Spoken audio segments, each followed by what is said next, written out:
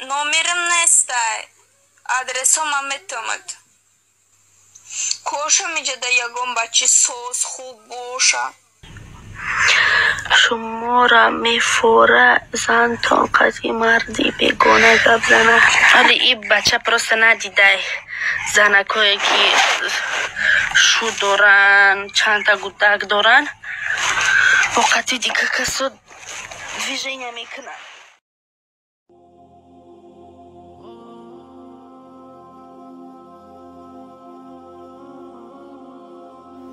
خواهر عزیز، با تو چی شد که اینقدر خود را بی ارزش کرده ای؟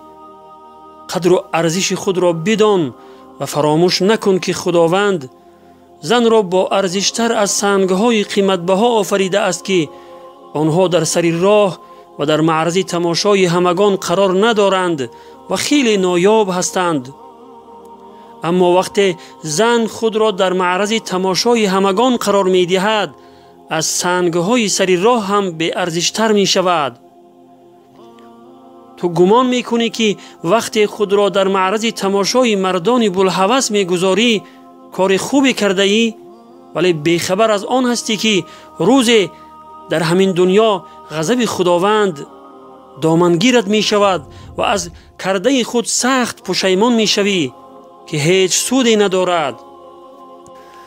من یک برادر ایمانیت به ایمان تو خطاب کردم می گویم که وقتی به واسطه وایبر و واتساپ و غیره خود را برای مردان بوالهوس چشمچران نمایش می دهی، با آنها به مثل مردان سخنان فحش و بی‌حیایی می گویی، باری هم فکر کرده ای که روزی در پیشگاه خداوند از این کار زشت و گناه بزرگت پرسیده می شوی و آنجا جوابی نمی یابی؟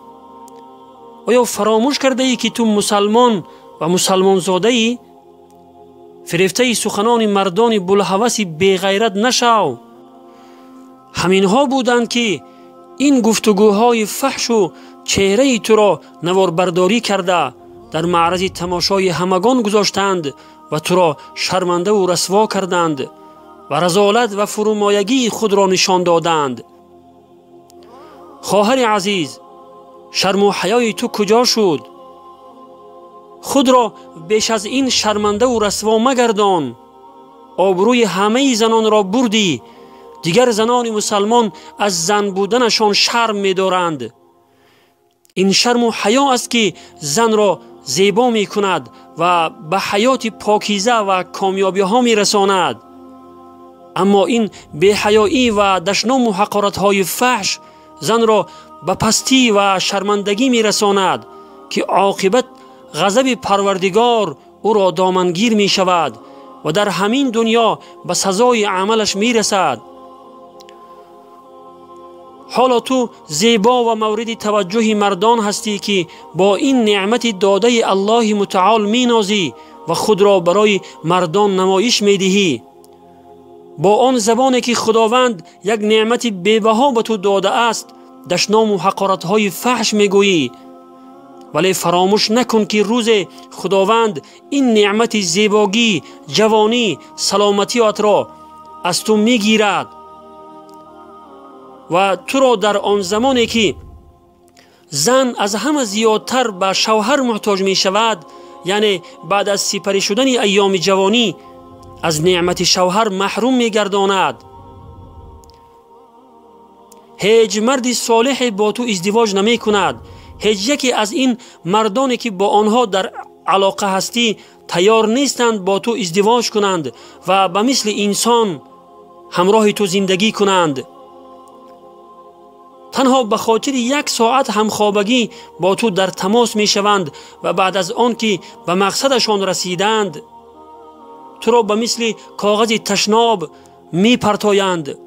پس خود را اینقدر بی ارزش مگردان. خواهر عزیز، مگر آزادی شما همین است که شما را اینقدر بی ارزش کرده است؟ خواهر عزیز، تو به کی پیروی داری؟ تو به آن زنان پیروی کن که آنها در تاریخ بشریت در حیا و عفت و پاکدامنی تا روز قیامت عبرت دیگران هستند. در روایات آمده است که زنی بود خیلی پارسا و پاکدامن. روز همراه شوهرش ناگهان مهمان به خانه می آید و او لباسش را که در حولی برای خشک شدن آویزان کرده بود فرصت نیافت که از چشم مردی بیگانه پنهان کند. این زن بعد از گسیل کردن مهمان آن لباس را به کمبغل صدقه می کند. وقتی از او پرسیدند که چرا چنین کردی، در جواب می گوید که من شرم می دارم از خداوند که در محضر او با لباس حاضر شوم که چشم مردی بیگانه به او رسیده است. سبحان الله، چنین زنان واقعا قابل پیروی هستند. ببین خواهر عزیز که چنین زنان پاکدامن برای نسل بعدی بهترین نمونه عبرت بودند که تا روز قیامت آنها را به نیکی یاد می کنند. اما تو باری هم خود را سوال کرده ای که چنین اعمال ناپسند تو برای نسل بعدی چه تأثیر منفی به جا می گذارد؟ چنین دشنام و حقارت های فحش تو دیگر جوانان را به چنین کارهای بی‌حیاگی جرأتمند می کند و از سببگار آن تو می شوی. علاوه بر این تو بینگر که آیا برای چنین گفتار و کردارت کسی به تو رحمت می گوید؟ برعکس هر نفری که چنین نوارها را می بیند به تو و بر پدر و مادرت لعنت می گوید. خواهر عزیز، بیش از این خود را بی ارزش مگردان. الله متعال همه خواهران مسلمان را از دامهای شیطان حفاظت نماید و حیا و عفت را برایشان ارزانی بدارد. آمین یا رب العالمین. به قرآن آیه رحمت فراوان است ای انسان، بخوان این آیه را تفسیر و معنا کردنش با من. اگر عمری گناه کردی مشو نومی تو از رحمت، تو توبه نامه را بنویس و امضا کردنش با من.